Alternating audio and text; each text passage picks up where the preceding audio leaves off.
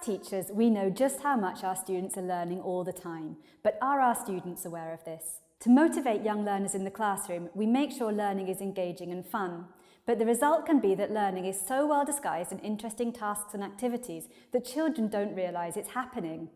Enjoying the time they spend in the classroom is crucial, but knowing that that time is well spent is also of great importance. We always have lesson aims in mind when we enter the classroom, a skill or particular piece of language we want students to be better able to use by the end of the lesson. We also consider how we will judge if those aims were achieved. By sharing some of this information with students in age-appropriate ways, we can help them to understand what they are learning, why they are learning it, how they should learn it, and finally to reflect on whether or not they were successful. They will still enjoy the lesson, but they will go away knowing that their hard work paid off. Assessment for Learning, or AFL, has certain strategies to help you do this. In this video, I'll be sharing some key techniques for your classroom. At the start of each lesson, share lesson objectives with your students. 1 or 2 should be appropriate depending on the length of your lessons. The objectives will be directly connected to your teacher main aim, but rephrased to be age and level appropriate. It's a good idea to write lesson objectives on the board.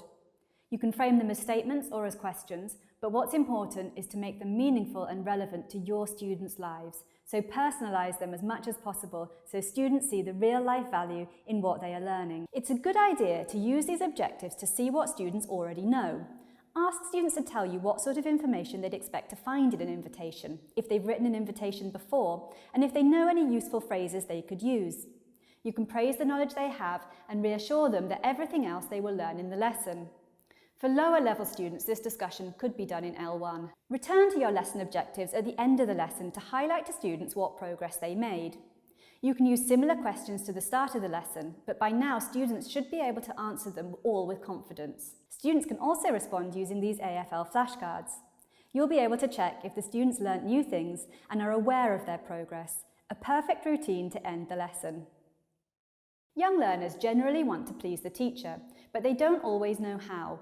We might praise a student for finishing a GIST task quickly, but when it comes to speaking, we prefer students to take their time and develop their discussions.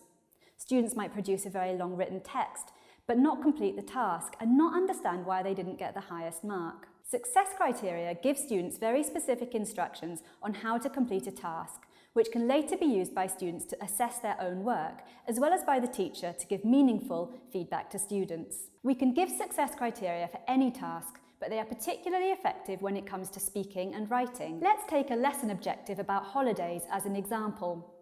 The task is for students to complete a survey about holidays.